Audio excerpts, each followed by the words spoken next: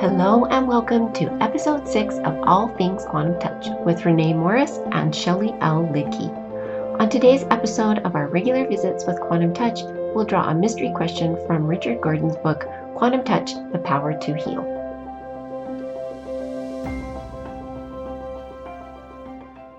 Welcome everyone to All Things Quantum Touch with Renee and Shelly. And today we're going to be bold and daring. I have a little dish with questions regarding quantum touch that I use in my level 1 workshop when there's little moments to do that. And we're going to randomly pick a question from the dish. So I'm gonna just kind of fiddle around with them here and very exciting. Yeah, we're take them around. By the seat of our pants. Yep. Okay, so we're gonna see what question comes out of here, and we're hoping it's a really good one. So drum roll. Okay, so it says, oh, this is a really good question. All right. Oh, good. It says, do you ever become drained when you do quantum touch sessions? Okay. Oh, interesting. Yeah. Yeah. So, do you want to start off?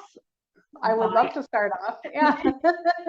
So, hi, Shelly. Hi, everybody. And happy to be back for another episode. And that is an interesting question. And I would say that doesn't have maybe an obvious answer for me. Although in some ways it's black and white and in some ways it's not. So I'll get into it, why I would say that. So in general, I would say no. The idea is that we, through using the techniques that we learn, the breathing and body consciousness techniques, that maintains a high vibration in ourselves and prevents us from being pulled down. You know, it's the principle of resonance. It's the higher or stronger vibration that is the dominant one, and then the other vibration entrains to that. So the idea is that even using the techniques, we maintain that high vibration so we don't get pulled down by a lower vibration or by doing the work. That being said, when I first started doing quantum touch on myself, I had the first few sessions that I did, I wouldn't say that I felt drained, but I definitely felt very tired and I had to go to sleep right away. And what happens when we're doing quantum touch is that we're also receiving the benefit of the energy. So if there's things that are shifting in ourselves, then we feel that those shifts, however they present themselves, you know, you can have different sensations. And I believe that that's what was happening. It wasn't happening when I was doing the sessions with other people, with my clients, but really when I was doing it on myself, more so, because I can't think of a time where I felt like I had to go to sleep after a session with a client. I feel things sometimes, so I'm aware that there's probably shifts going on inside of me, but never really where I felt drained. So I think when I was doing the work on myself, it was because I was experiencing some kind of important shift. And I thought, is this how it's always going to be? You know? And if so, I have to schedule when I do my sessions on myself accordingly. I'm not going to do it first thing in the morning or right before I have to use heavy machinery or something like that.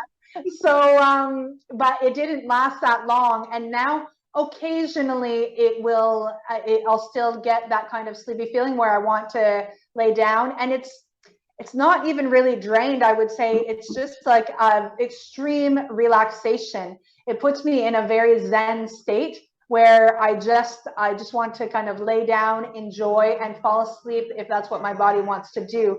So I guess I wouldn't even say that I was drained, but in the sense of being very, very relaxed and not feeling, you know, hyper or all lit up, you know, just very, very zen. So that has happened to me. But I do sessions regularly with clients, and always I feel very energized after them. I feel good. You know, I don't personally have any Negative things that come after a session, and definitely I never feel drained, and I believe it's because of the principles of resonance and energy that are at work. And so I'm really interested to hear what your experience has been, Shelley, because you've been doing this for a very long time. So you have the added benefit of many years of experience to bring to the table. Well, I'd love to hear your perspective being newer with quantum touch, because me being newer was a while ago. So there have been like a handful of times where I've sent energy to someone, and afterwards I've needed to lay down and take a nap. And my belief for that and my observation over the years is because as a practitioner, we're receiving beneficial energy as well, because that life force energy is flowing through us to the other person. And so we're both receiving the energy session, so to speak, at the same time, even though we're facilitating it and with the quantum touch techniques. So I always figure if I'm drowsy after a session, my body intelligence is letting me know, oh, I need to lay down and rejuvenate myself, because that's the most powerful time when our bodies can rejuvenate and restore, is when we're sleeping. So, a nice little power nap after offering a session can be really nice, but it doesn't mean that you were drained. Like in this question, it says, do you ever become drained when you do quantum touch sessions? I would say no, it would be more of a healing cycle of, yeah, and I wouldn't take that as being a negative thing at all, because we all are here supporting each other with our healing journeys. So the other thing is that's coming to my mind is we can add other modalities in with the quantum touch. And there are some modalities that I've heard comments from other light workers when using the techniques that they have on a regular basis, that they'll feel like they got drained or slimed, or picked up the energy from the client. So, however, when they add the quantum touch techniques to it, then that experience goes away. Beyond this little healing nap thing that we're talking about. So it'll alleviate that actual drained or slimed feeling after using one of the other techniques standalone by itself. When adding the quantum touch techniques to it will not only supercharge it, is what we're hearing, but it will also help prevent this this drained thing. So anyway. Yeah, that's interesting that you mentioned that, because it brought to mind an experience. This was before I started my journey with quantum touch. I do have experience going to another energy worker who works in a different modality. And I recall him saying that was sometimes a challenge for him. And now I don't recall what the name of his modality was, but it wasn't quantum touch. And so he was saying that was challenging for him sometimes, and he had quite a regular practice. So he would have to schedule in time in between sessions to kind of restabilize and reactivate his own energy, because he would feel drained. And so now that I'm thinking about it, he would probably really benefit from the quantum touch techniques, which I believe were also developed expressly, to ensure that doesn't happen. Because really, it's not. I thought it was a really important distinction that you made. It's not. We're not using our own energy. We're facilitating the source energy through us. So it's also, it's like there's three participants in a way, and or three things participating. So we're benefiting from it as well. And yeah, I think it's really important for people to understand that it's not our energy, you know, it's not specific to us. We're the ones, we're using the tools, of course, and the techniques to harness the energy and to direct it, to focus it, but it's not our own energy. So long as we're doing the proper techniques, it shouldn't have that kind of, like, as if we're giving our energy away, because we're not. So the only effects would be, like we mentioned, would be the shifts that we're experiencing because of calibrating ourselves personally to the life force energy, to the source energy. So we are affected by it as well, which is a good thing, because it's calibrating us to healing, to facilitate our own self-healing. So but I always find that's an important distinction to explain to people, because it can come across that we're using our own energy, and we're not. No, we're not. No. One fascinating thing, and if someone viewing this, because I'm not 100% sure, but with the quantum physics, like the actual calculations, it's interesting that you brought up there's three aspects here when we're sending energy. In the quantum physics, actual quantum mechanics, 1 + 1 = 3. It's not 1 + 1 = 2. So yeah, so adding 1 + 1 = 3 in quantum mechanics. So we have the client, which is 1, the practitioner is 1, and then we, by doing the techniques, we have the third aspect here, combining and making that beautiful, well, yeah, exactly. I'm going to make another movie joke. The flux capacitor is fluxing, okay, in Back to the Future. Okay, I did actually see that, but I have no recollection of that part. Yeah, so in the car, there's a little triangle, and it's got the lights coming in. So yes, this is what we're talking about. Is and in Buckaroo Bonsai, there's also a piece of equipment that is the same shape, and okay, yeah. So anyway, if that was kind of a esoteric film, or I don't know if that's the right word to use. Anyway, yeah, cult. It's a cult classic film, Buckaroo Banzai. Anyway, he's a quantum physicist in there, and he's a doctor. He's a brain surgeon. okay, And he is he's the head of a band. So very quantum realmish, fun film to watch. But this is what we're talking about, is that 1 + 1 = 3 in the quantum mechanics or the quantum field. So yes, we're combining. Yeah, and that's where powerful things happen together to get a third shape or experience of what's going on. Yeah.